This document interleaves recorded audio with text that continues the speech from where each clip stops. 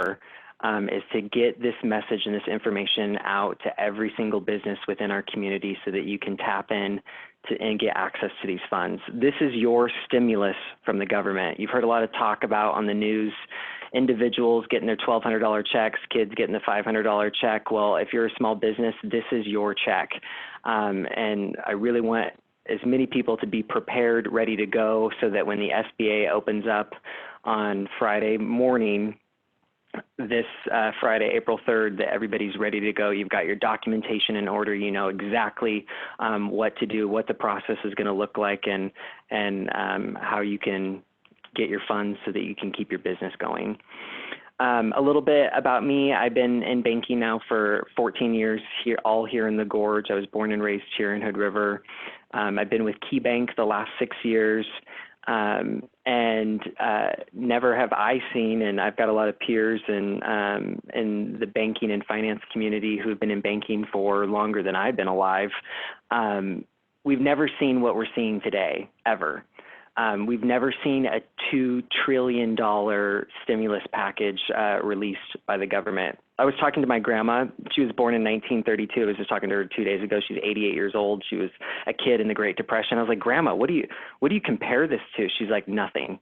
I've never lived through anything like this where you couldn't go into a restaurant, everything was shut down. I mean, we are in unprecedented times. And so in unprecedented moments like these, we really need each other. And when I think about the chamber as far as educate, communicate, and connect, your membership to the chamber has never been more important than it is today, just so we can stay on top of information. So let's just dive in, and I'm sure there's going to be questions along the way. I'm going to try to keep this as informative as possible, but I'm going to be sticking to a little bit of a script just because the SBA just released more information yesterday, and this is straight from the treasury.gov website of what they released regarding the program, a sample of what the application looks like, and information to both the lender and the borrower in order to get access to funds.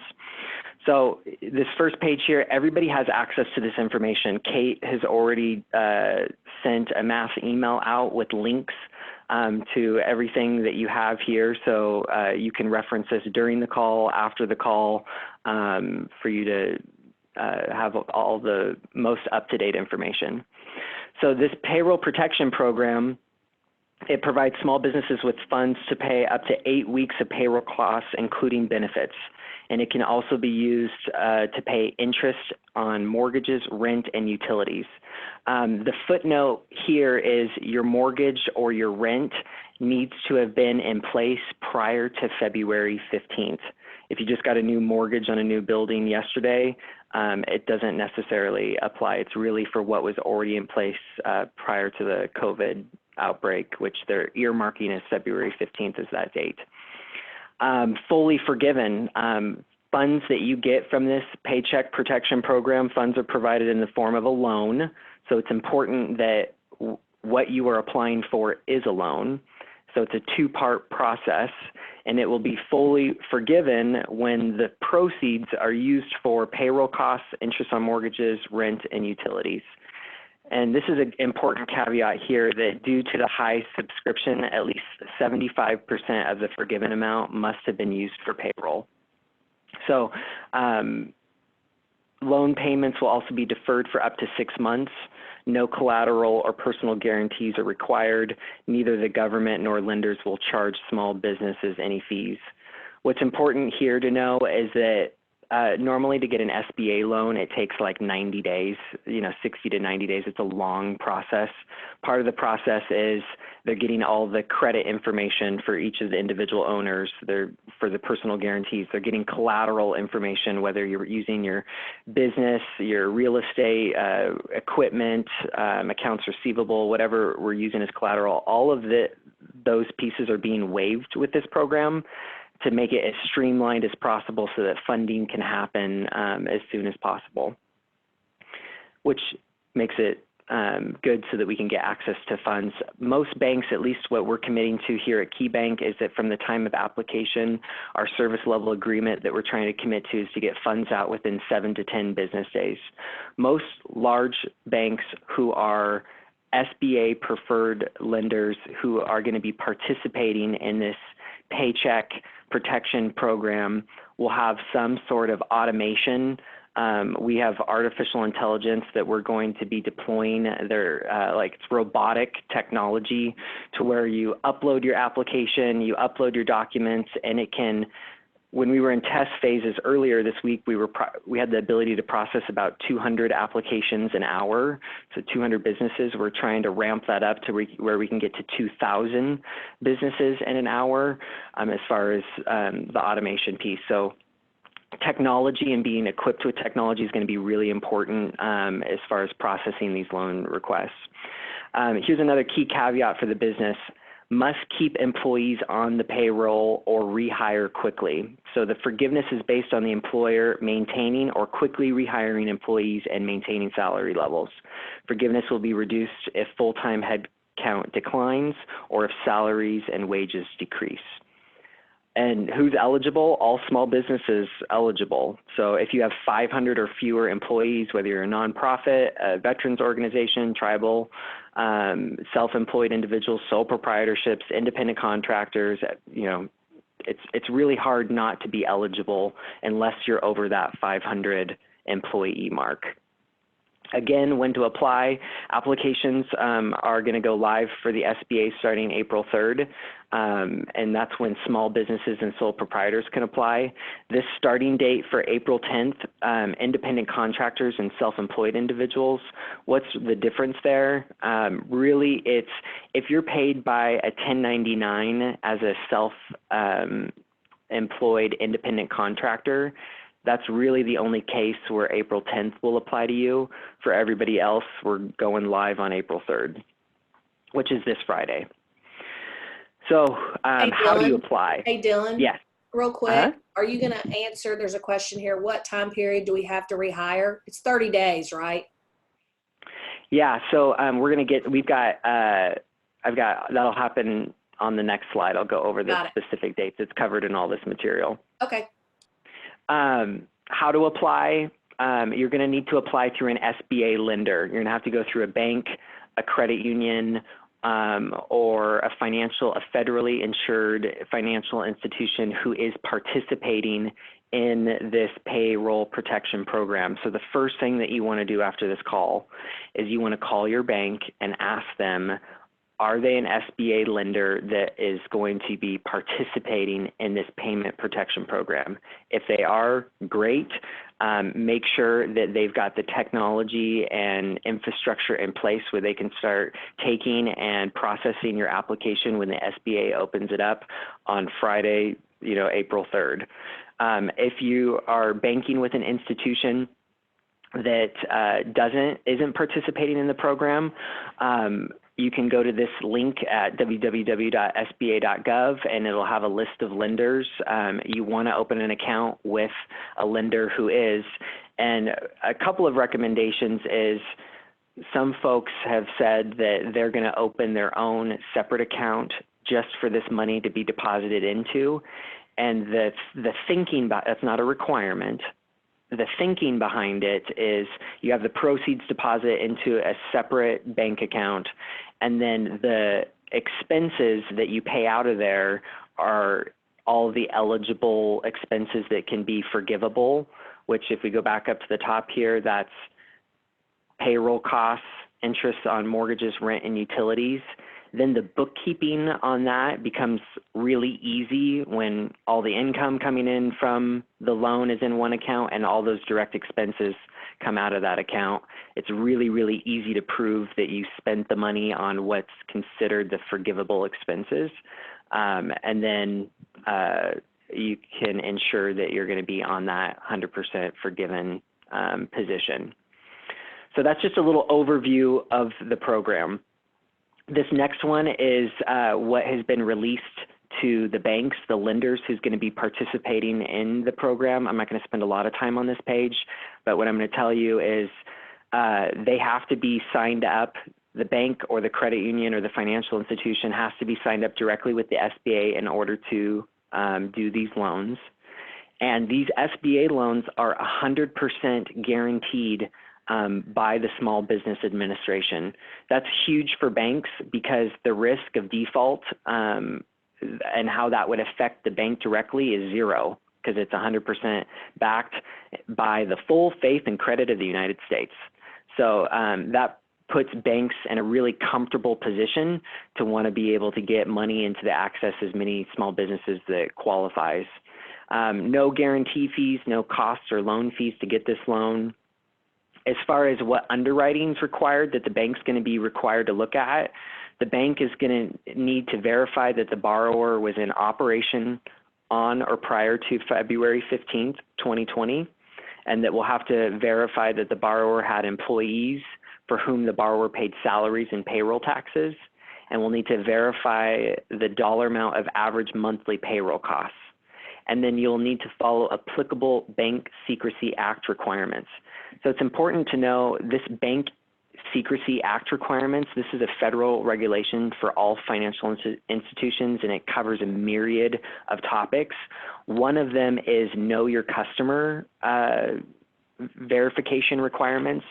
So when you go and open a new bank account, the bank has a ton of steps that they take to verify the identity and the verification of the owner of the business and the legitimacy of the business. They collect your individual tax ID number, your EIN number. They collect all of your personal information as an owner of that business. We have what's called a beneficial ownership document that certifies what ownership percentage that each person has within a company. That's all part of this Know Your Customer Bank Secrecy Act requirement. So if your lender or your bank isn't offering this payment protection program and you're wanting to apply with another lender who is, but you don't have bank accounts or you don't have any type of relationship established with them yet, it's going to be that much more difficult and time consuming for them to not only check all the boxes to make sure that you have whatever you need for your loan application, but then they have to do all these know your customer verification steps.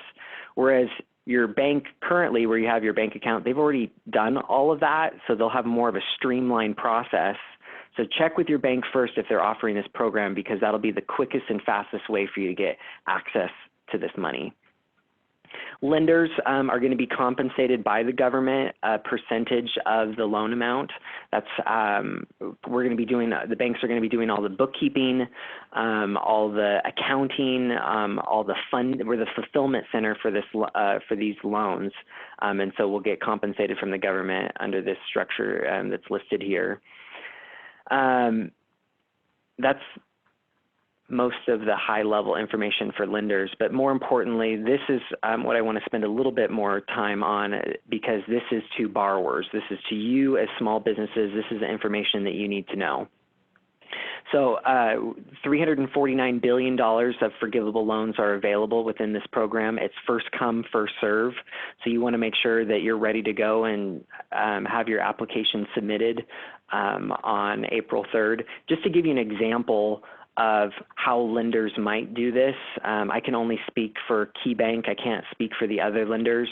But one thing that we're doing is we're having all of our small businesses register saying that they're interested in getting this loan. And then as soon as the SBA opens up the ability to apply on Friday the 3rd, we're sending out a massive link to all those businesses that they can click on and get a downloadable electronic version of this application that they can fill out themselves.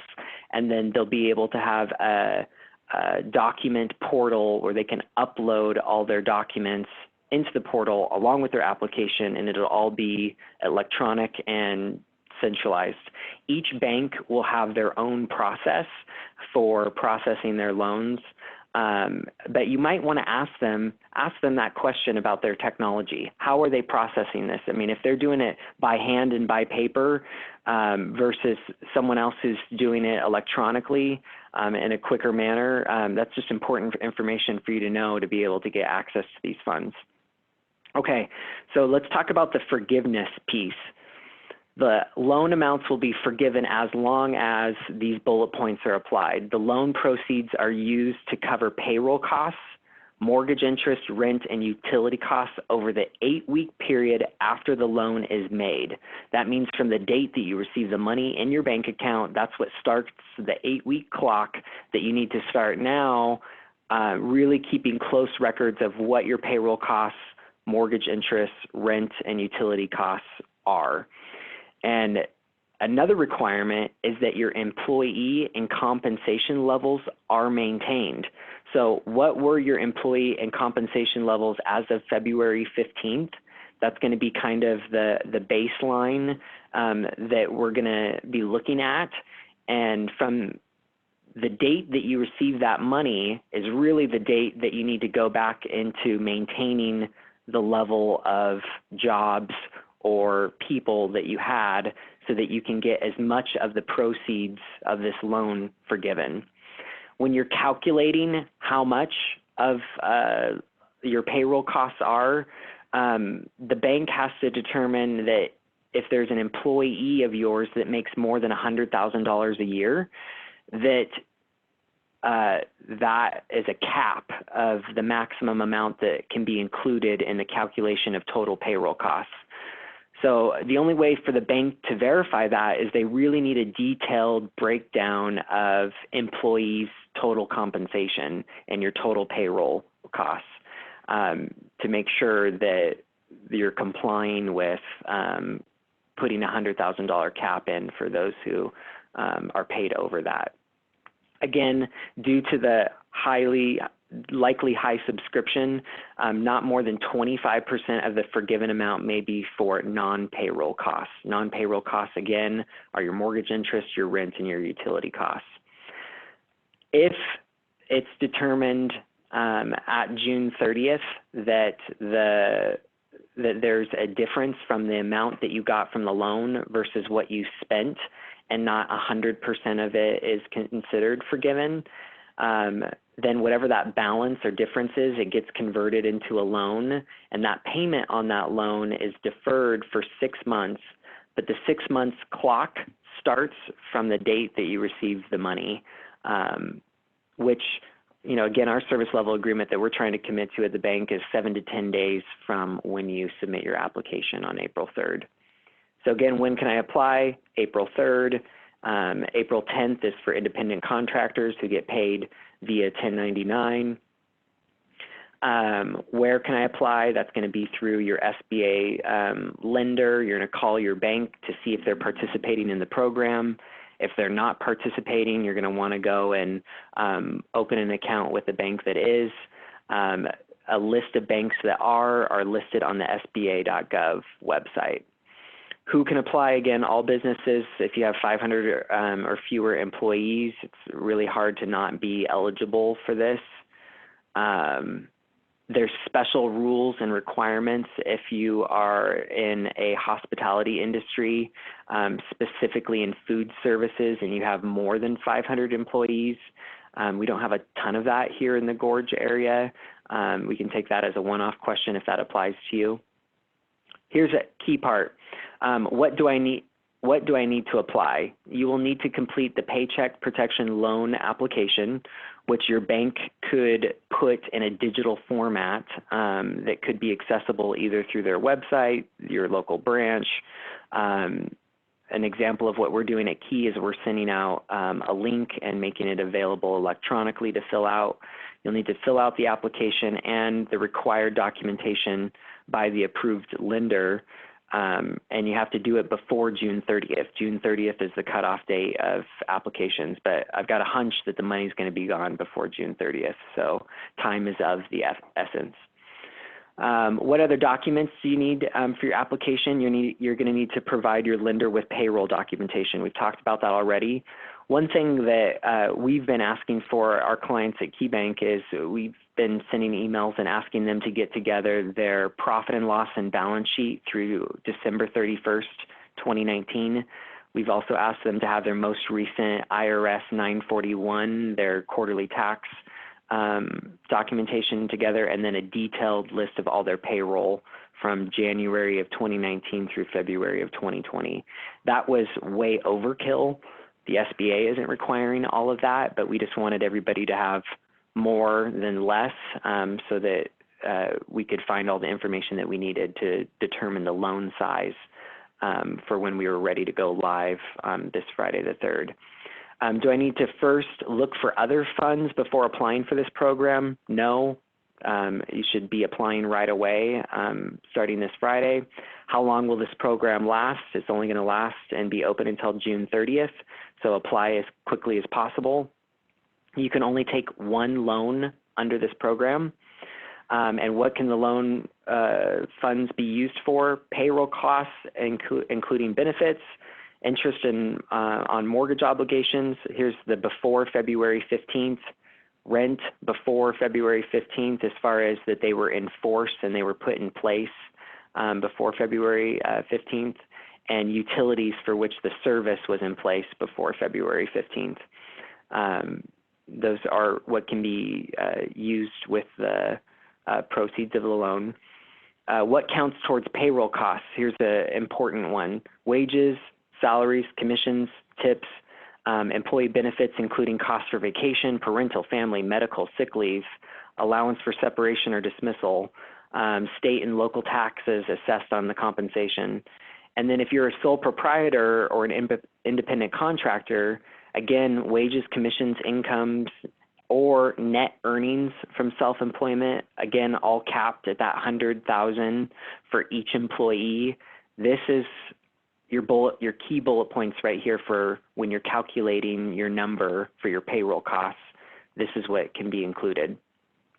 How large can the loan be? It can be 2.5 times your average monthly payroll costs in total, but it can't be more than $10 million. So you think about large companies that have up to 500 employees, and if they're capped at 10 million, that's going to make that, you know, 349 billion that's available go very, very quickly. So again, you want to get on this as soon as possible. How much of my loan will be forgiven? Again, this is repetitive, but if you use the loan amount for anything other than payroll costs, such as mortgage, interest, rent, utility payments over the 8 weeks after getting the loan, only 25% of the proceeds can be for any non-payroll costs. And you will also owe money back if you don't maintain your staff and payroll. So that's a key requirement, and have February 15th be your determination date of what that number of employees staffed were. Your loan forgiveness will be reduced if you decrease your full-time employee headcount. Your loan forgiveness will be reduced if you decrease salaries and wages by more than 25% for any employee. Rehiring, this is really, really important. We've had a lot of questions about this. You have until June 30th to restore your full-time employment and salary levels for any changes that you made between February 15th and April 26th. But what's important to know is from the date that you get the money, you only have 8 weeks from that date of getting the funds to be able to use it towards payroll costs and utilities and rent and mortgage interest. So, you know, by the date that you get that money in your account, you'll want to have restored your levels of employees so that you can be eligible for the forgiveness of that money. How do you request forgiveness? This is all going to be done with the same lender who you got the money from. So you're going to request to the lender that's servicing the loan, and the request will include documents that verify the number of full-time equivalent employees, their pay rates, as well as the payments on eligible mortgage, lease, and utility obligations.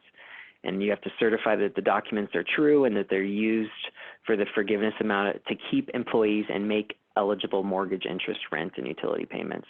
And the lender has to make a decision on whether that documentation that you provided to them is forgivable within 60 days of you providing it. Whatever the difference is, whatever the non-forgivable piece is, will then be converted into a term loan at an interest rate of 0.5%. So still cheap money from the government if you were in a position where it wasn't 100% forgivable. All the payments on the loans, if there is an outstanding balance, are deferred for 6 months from the date that you got the money in your account. And the term on the loan is 2 years. There's no prepayment penalties. You can pay it off sooner than that. There's no collateral. There's no personal guarantee. Certifications, this is important. On the document, it's just an attestation, basically, that you're certifying that economic uncertainty makes this loan necessary for you to continue operations. You need the funds so that they can be used to retain workers and maintain payroll and mortgage, lease, and utility payments. You will not and will not receive another loan under this program. You'll provide the lender with all the documentation that they need for the loan forgiveness, and that you're not going to ask for more than 25% of non-payroll items to be forgiven, and that all the information that you're providing and all the supporting documents is true and accurate. Those are the big pieces. A copy of kind of what the application looks like is right here. You'll select what type of entity you are. Are you a nonprofit? Are you a veterans organization? Are you a tribal entity? Are you an independent contractor, or are you self-employed? You're going to put your business name and your address and all the applicable information related to your business at the top. Here's your average monthly payroll that you're going to pull January 2019 through February of 2020. You can do an average monthly and then times it by 2.5% to put in your dollar amount there, number of jobs, and then of course your supporting payroll documentation that matches these calculations. Anyone that has 20% ownership in the company needs to list their personal information here, and they also have to attest to these questions, that if they're involved in a bankruptcy or if they're currently suspended, debarred, proposed for department, ineligible, voluntarily excluded from participating in any transaction by the federal department or agency. You got to indicate all of these questions, which these are standard questions that come on any type of SBA type of loan program that you'll answer the questions to. If you've defaulted or been delinquent on any government debt within the last 7 years, you're not going to be eligible for this loan. Business affiliates, if there's common shares that are owned by another affiliate, that needs to be disclosed and be indicated on a separate addendum. And then has the business received an SBA economic injury disaster loan between January 30th, 2020 and April 3rd, 2020. This is a really important one, and I have a fact sheet that we developed here at the bank addressing this question, because a lot of folks had gone to the SBA website and they applied for this economic injury disaster loan. So here's your answer to the question. A borrower may not receive both the economic industry disaster loan and the Paycheck Protection Program for the same purposes. EIDL loan made during the period of January 31st through March 31st may be refinanced as part of the PPP loan. But after March 31st, which was yesterday, a client must choose between taking out an EIDL or a PPP, but cannot originate both after March 31st, 2020. So if you're trying to figure out which one should I apply for, and you haven't done one yet, it's after the cutoff, so you can't apply for both. In most cases, this PPP loan is going to be the best option for you. But of course, you'll want to speak directly with your lender before making that determination for your business. Again, they're going to ask if you're a U.S. citizen or if you're a permanent resident. If you're not, you won't be eligible for the loan. There's other questions as far as if you've been a felon within the last 7 years, pleaded guilty, you're not going to be eligible for the loan. Certifications for each owner who has more than 20% ownership has to be on that list of certifications that we covered on the previous page. And again, this should be all automated and digitized with your lender when processing it so that it's a quick, streamlined process. One other resource that I want to show you, this is just kind of like a quick breakdown of what Key Bank provided, which says what the Paycheck program is and what documents you should get together. Again, having your breakdown of your payroll costs. We're having some of our clients get their P&L and balance sheet for 12/31. There are IRS Form 941 available as well. That's really the documentation. That's more than what you need for this loan. This U.S. Chamber of Commerce, hopefully everybody has seen this. Kate has sent this out as well for all of you to have access to. It does a really, really good job breaking it down in really easy, readable ways on, are you eligible? Who do I look for to apply with?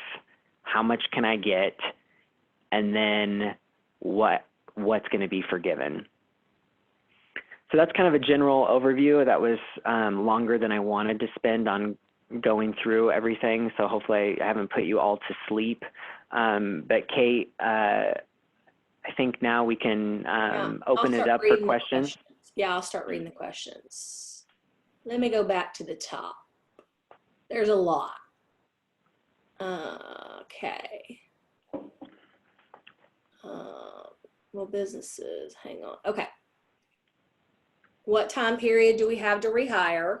I think we covered that. So if they have paid everybody off, when do they need to bring them back? So when you get the money in your account from this PPP loan, you need to have those people back on the payroll. And the reason for that is that the money that you received from this loan was based off of your average monthly payroll in 2019. So if you get the money that date, that's what starts the 8-week clock of eligible expenses that can be forgiven from the proceeds of the loan that you get.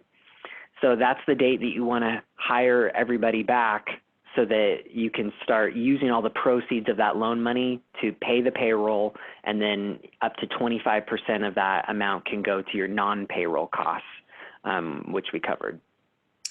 Okay, this is a good question from Jenny. Will businesses be penalized if any of their employees decide not to come back to their job, even though you were planning to rehire them? No, all you have to do is make it available. And, if they're not accepting the job back, you still have to have the position open to be able to be rehired. And you can show that, okay, I don't have, my person wasn't, it's the same as somebody quit their job. If they moved on to another opportunity, your feet are not going to be held to the fire if you didn't have control of what the employee decision was. Your responsibility as the employer is to open that job back up and make it available so that it can be paid. Now, if you're not able to fill that position, there's risk there for you, because now you're going to have less of a payroll cost. And if your proceeds that you got from the loan were based off of last year's payroll numbers and you have a surplus and you're not able to spend all of the money for eligible expenses, whatever that difference is that wouldn't be forgiven, then gets converted into a loan at a 0.5% interest rate that you have 2 years to pay back. But couldn't you just just turn around and give the money back, just pay it off if you decide not to use it, anything extra, instead of using it and incurring the interest? So you could just turn around and just pay it off. Right. But you're never going to see a loan cheaper than 0.5%. I'll just tell you that. You're not. Okay, let's see. Keely asks, how is this different from the Disaster Sba Loans? And I think we covered that a little bit. But do you know the difference? Yeah, the biggest difference is that this is directly related to payroll. This is specifically this is the stimulus from the government to rehire employees, get them off of unemployment, have them come back to work, and is for specifically that purpose. The economic injury disaster loan has a broader range of uses and purposes that isn't as specific to this PPP loan program. But the point here is that you can't have your cake and eat it too, meaning you apply for both loans, you use it both for payroll. You can only have one loan for the same purpose. Okay. This is from David Russo. Does rent include rent on capital equipment? It's more of rent of your physical location. Where is your business housed? Where are you doing business out of? That's really what rent is being considered. There's still some details that the banks have about what's been provided from the SBA that we still just don't know yet. And that can be a takeaway question that I can verify on, but to my knowledge, it's just your rent or your lease payment or your mortgage interest on where you normally do your normal course of business, where the space that you occupy as your business. I'm wondering too if maybe the EIDL loan, you could pay for the equipment rental from that loan. Yeah, and actually, for this PPP program, it does have allowable use where you can, existing debt obligations, you can actually use the money towards existing debt obligations that you already had in place. However, those debt, if you use the money towards that, it's not, that portion of that money that you use is not forgivable. We have a call today with the SBDC at noon. If you guys want to register for that, I can send the link for that, or maybe Mary Ellen can do that if she's on here. Just post the link to sign up for that class, and then maybe ask that question. Okay, hang on just a second. Let me get where I was. Okay, this is from Nathan. Adding one to the mix for Q&A if not covered. What happens to the funds taken but spent on non-eligible items such as AP? Two, accounts payable. Mm-hmm. Yeah.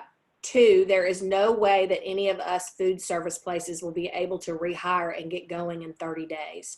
What does that mean for all of us in this category? Really, what it means is that you have until June 30th to rehire your employees under this program. The difficult part about this is that it's a first come, first serve as far as the availability of funds. And the expectation is that there's going to be a high utilization and a high volume of applicants wanting to get on this money. So there is going to be flexibility, because this is the government stimulus to you as small businesses. They're not going to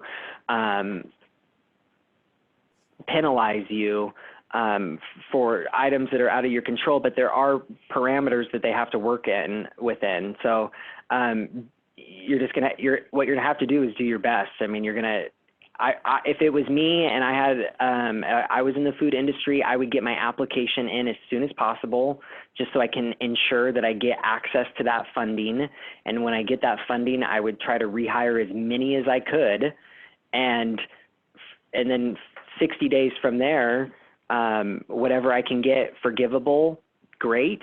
And whatever isn't considered forgivable that I don't have documentation for, a 0.5% loan, that's still access to cheap money.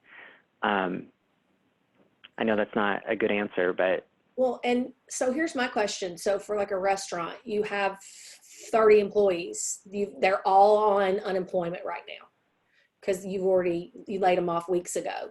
So what you do is you call them all up and say, hey, I'm going to rehire you. And even though we're closed, I'm still going to pay you. And do they get more? Will they get more if you rehire them than if they just stay on unemployment? Because they live off tips and all of that, Right. So it's screwy for the restaurants. Yeah, and that is it's a tough one. I mean, all you can do as the business owner is offer the job back, and put them back on the payroll who's willing to go back on the payroll. And if they're not able or willing, then that's out of your control. And so, you know, banks and lenders still don't have, we haven't fully defined what that, we don't know what it's going to quite look like yet in 60 or 90 days from it. This is all just coming down the pipe so quickly, and this was just released yesterday. So we're going to get more information as we go live on Friday and as we get more direction from the SBA on how to handle those situations.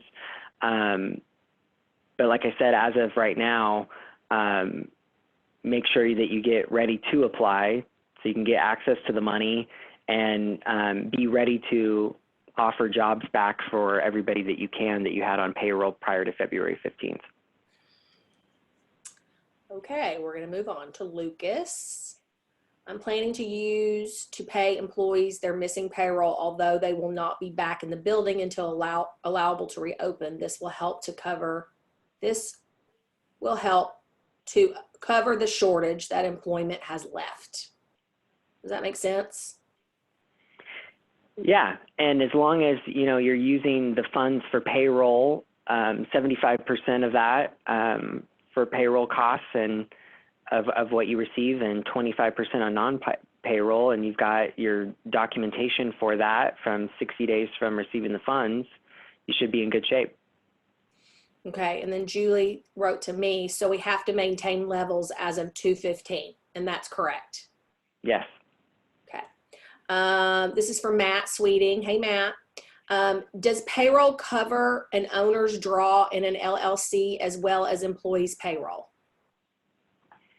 Yeah, so, a draw is wages, right? I mean, it's a payroll cost.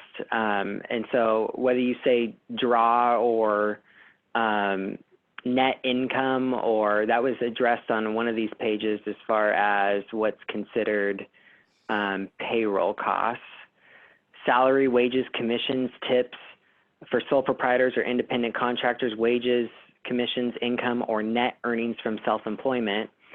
So if your owner's draw is wages paid to an employee of the company and it's in your payroll, it'd be included.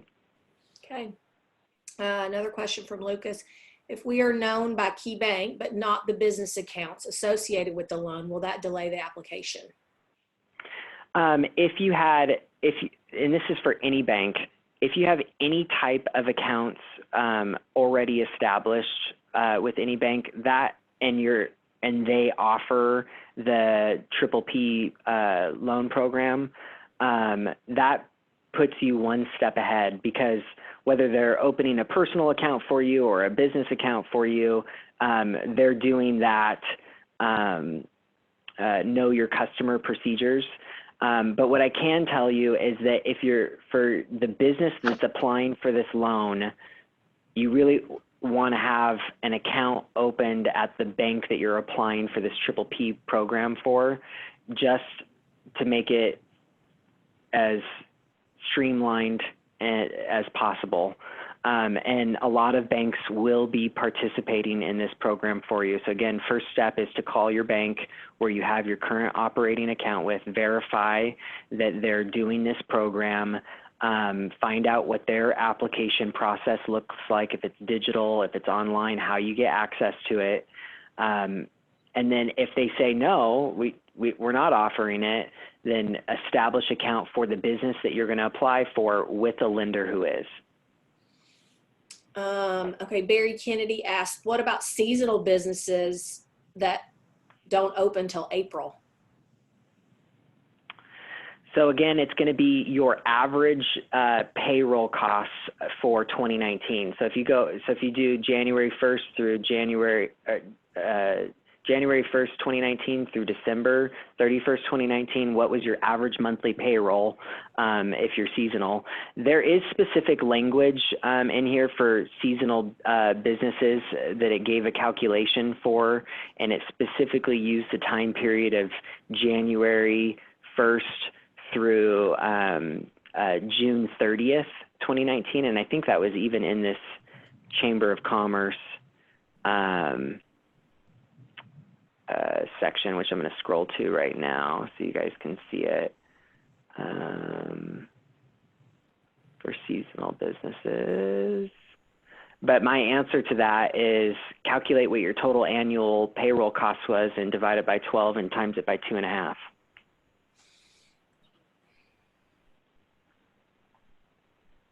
Do you want me to move on? Yeah, and I'll find that section for you really quick too, and we can come back to it. Okay. This is from Nathan. With the added $600 a week with unemployment, the unemployment benefit, my laid off staff will be making more on unemployment than they were getting paid by me. Seems unlikely that they would come back. Can I hang on to these funds to pay the payrolls going forward once we get reopened in, say, May, June, or July?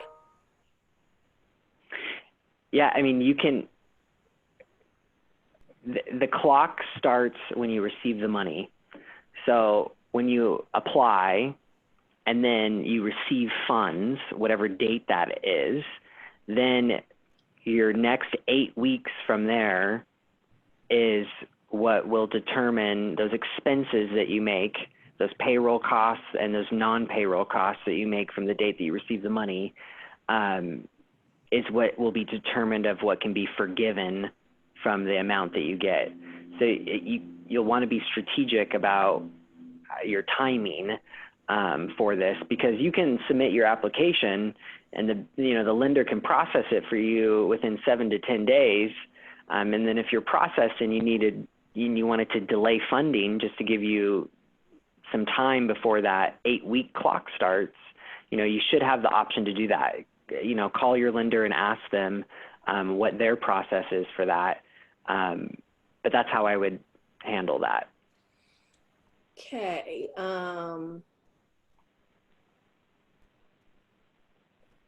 What if your business is closed due to COVID? That's from Suzanne. If your business is closed, a lot of businesses are closed right now, and this is directly related to funding payroll. So a lot of businesses are able to hire employees back even with still being closed, and they do either other duties or they just they put them back on the payroll so that they can take advantage of these funds. Lenders aren't going to be policing whether your doors are open or not open. They're going to be more looking at your expenses on what you spent the money on after you received it. And so even if your doors are closed, I still think that it makes sense to submit your application for this. Okay, it's from Ed. Does the online SBA disaster page form that we filled out earlier this week have any bearing on this, or are we going to need to do it all over again? So these are separate, right?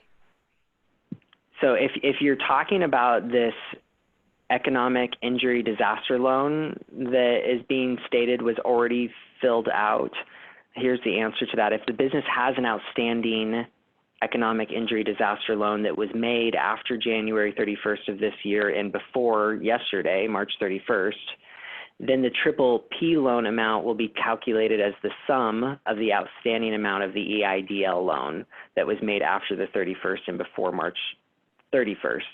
And so back up here at the top, it says that your EIDL loan could be refinanced as part of your triple P loan, but that you can't originate both after March 31st. So it depends on whether or not you've received funding yet on your EIDL loan. You can still make the choice on which one that you end up going through, but these are two separate application processes. They are one's going to be directly through the SBA.gov, which is economic injury disaster loan. That's through SBA.gov. And then your payment protection program is going to be directly with your SBA lender, your bank.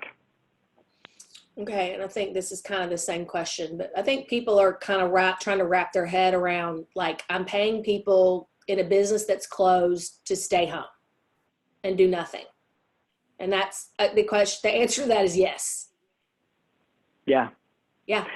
Well, unless you have work for them to do that, you know, that is COVID compliant, you know, that you could have them doing. But the whole point of this is to retain your employees, get them back on the payroll, and to be able to take advantage of, you know, these funds. Because at the end of the day, how long is unemployment going to last? Yeah, it's being extended. Yeah, there's a stimulus for that too. But then what? I mean, at the end of the day, people want their jobs back, you know, and they want to be with their employer. And this gives money in the pockets to employer to be able to keep those employees having their jobs. Okay, this is from Nathan. How to calculate how much you can take out as a PPP loan? Yeah, so you would take your January 2019 through either the end of the year or through February of 2020 and do your average monthly payroll costs from there. And then on the application, which let me go back to so you can see it, it's on that top page where you're going to do your average monthly payroll. You're going to put that amount in right there, and then you're going to times it by 2.5, and then that's going to equal your loan size right there. So talk to who does your bookkeeping, who does your payroll, if that's your tax accountant, to get those numbers together if you don't have them readily available. Okay, what documents do the self-employed have to show? The documents are going to be detailed payroll expenses that shows, you know, how much each job total compensation is, because remember, there's a limit of $100,000 per employee when you're doing the calculation. And so lenders need to be able to see a really detailed list of payrolls and kind of a cost per job, compensation per job breakdown as much as you can, so that we can properly make sure that the correct loan amount is being assigned at the time of application. And you know, the challenge is that if you overinflate it on the front end, that might affect the back end as far as how much can be forgiven if you're not able to maintain that level that was in place prior to February 15th. Okay, I think we've already answered this, but so no combination of PPP and an EIDL loan, not after March 31st, correct? Yeah, not after March 31st, you can't apply for both. And prior to March 31st, if you already have it, they can't be used for the same purpose. They cannot be used. A borrower may not receive both an EIDL loan and a PPP loan for the same purposes. Okay. And that your EIDL, again, can be refinanced as part of the PPP loan. But after the 31st, you have to choose between one or the other. Okay. And that's there's one per business or one per primary signer? One per tax ID number of the business. So when you're up here under your business tax ID number, your EIN, how is that business reporting their taxes? It's one per entity. So you fill out an application for each business? Yeah, depending on, if you have separate businesses. Okay. That have separate payroll costs. Right. Okay. Raina, if we were able to hire everyone back, but we have about 25% of our staff working, is a portion of the payroll forgivable? If we aren't able to hire everyone back, but we have about 25% of our staff working, is a portion of the payroll forgivable? Yeah, so it will be there is specific language in here about the, let me go to it so you can see it again, about the forgiveness piece. Your loan forgiveness will be reduced if you decrease your full-time employee headcount. Your loan forgiveness will also be reduced if you decrease salaries and wages more than 25%. and you have until June 30th to restore your full-time employment and salary levels for any changes made between February 15th and April 26th. So Julie asks, all tips included, not just cash tips? Whatever was reported to the IRS is what needs to be matched in your calculations. So this is, I guess, why it's important to claim those cash tips if you're a server. I never did, but Yep. I understand. Danny, number of employees must be maintained. Does that mean people or FTEs, full-time employees? People. I have some part-time employees, so it's everybody. Yeah, people. Part-time, full-time, doesn't matter. Right. Yeah, and your loan forgiveness will be reduced if you decrease your full-time employee head count. Kind of the key thing right here. Okay, this is from Corolla. Hi, Corolla. We already closed to prevent the spread of COVID 2 weeks ago. I have some hours with meetings and projects, but they all filed for unemployment. We will open once it's safe, and the executive orders state that we can. I would love to pay my employees their usual wages, but can I even do that? They are now worried if I give them too many hours, they won't get unemployment or less unemployment. It's so tricky. I do maintain all on payroll and will continue to do so, just very few hours. Yeah, so the tricky part of that piece is determining if we go off of 2019 numbers and you request 2.5 times your average monthly payroll, and let's just use an easy number, say that's $10,000 a month. Now you just got a loan for 2.5 times that, so that's $25,000. So now I got this $25,000. In the next 8 weeks, how much of that is going to go towards my payroll costs? 75% of it has to, in order for that portion to be forgiven, and no more than 25% of it can go to non-payroll costs for utilities, rent, and mortgage interest.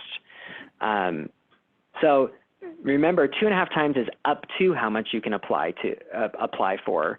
If you're not able to use it all, you can apply for less, but kind of like we said before, I'd rather you get the max, and then whatever you don't use, you can pay back.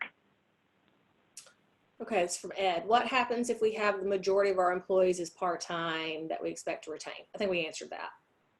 Yep. Is that application form available online? Yes, it is. And Kate, you've already sent out links to everybody who are chamber members, right? Is that? No, I sent it to everybody. Anybody I have on a list, 1,600 people. Okay. Question though. And it's also available at home.treasury.gov.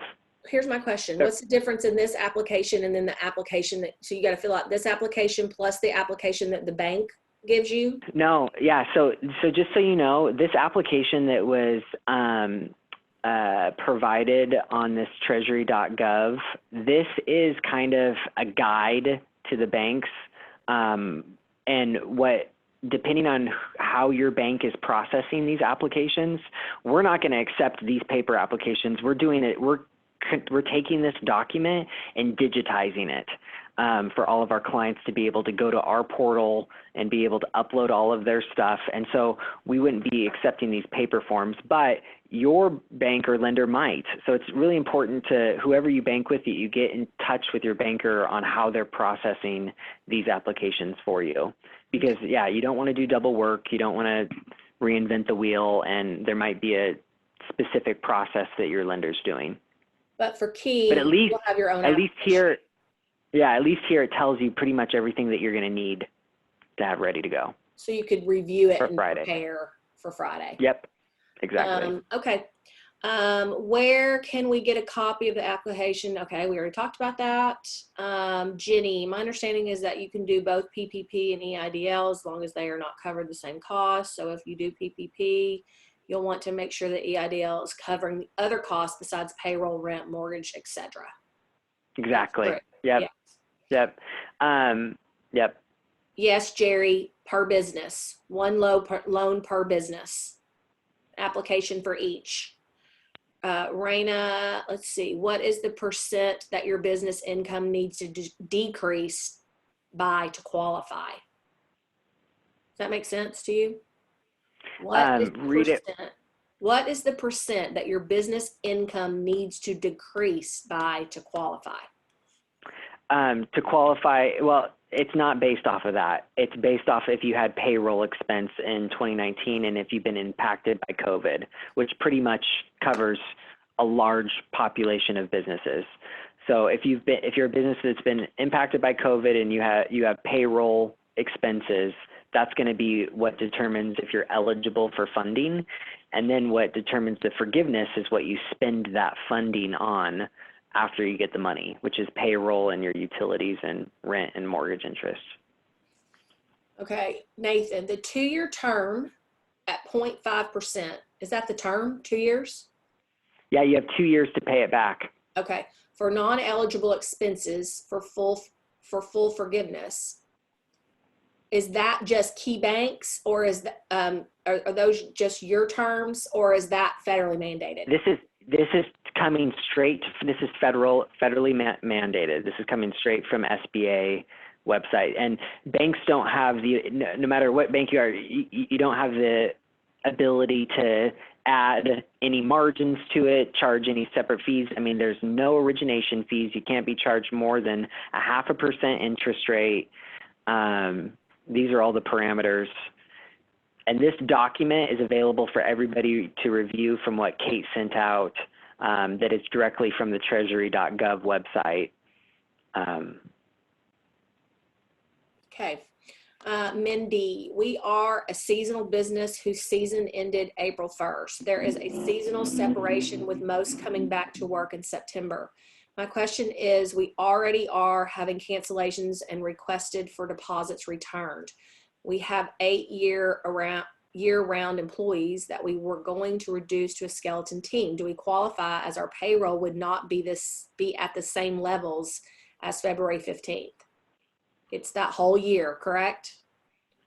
Yeah, so you're going to be eligible for whatever your average monthly was for 2019. But again, you'll have to make the determination if you still want to take it, if you're not able to use the proceeds directly within the 8 weeks after receiving the funding on payroll and utilities and rent and mortgage interest.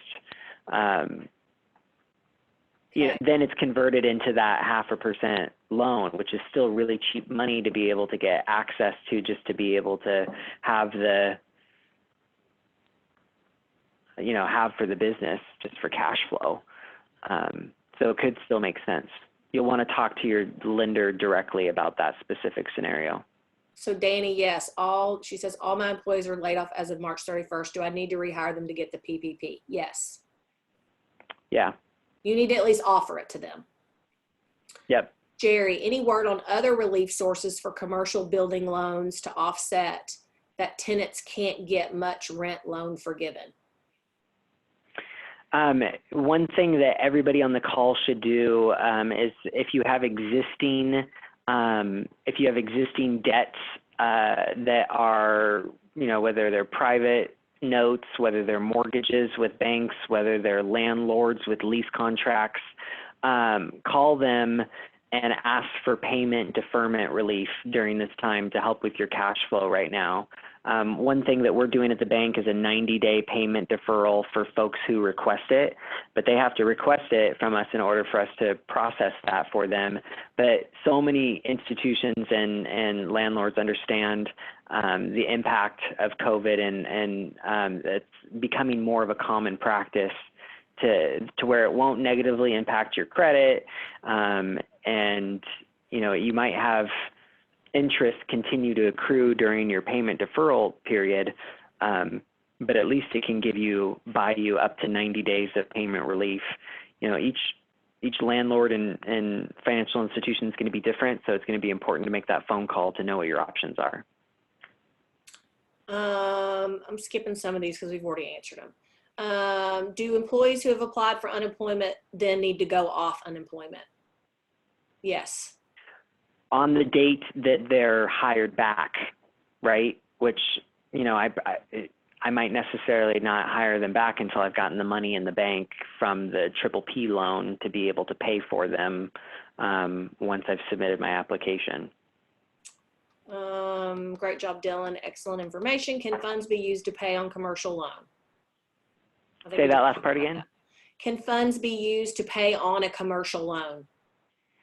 Yeah, it can, but that portion isn't going to be able to be considered forgivable. Okay, what if an employee has applied for unemployment already? Is our obligation to pay only offer them the job? How do we prove this offer? That's a good question. I don't know the answer to that yet. We're just in the stages of trying to be ready for application intake and funding. That's our primary, objective that all lenders are kind of scrambling to be able to fulfill when the SBA opens it up on Friday. And we're going to get a lot more detail that will have follow-up information, specifics around documentation and how you make sure to have what you're taking so that you can get it forgiven. But right now, I don't have that breakdown. I don't have that information yet. It's a question to ask your lender, I guess.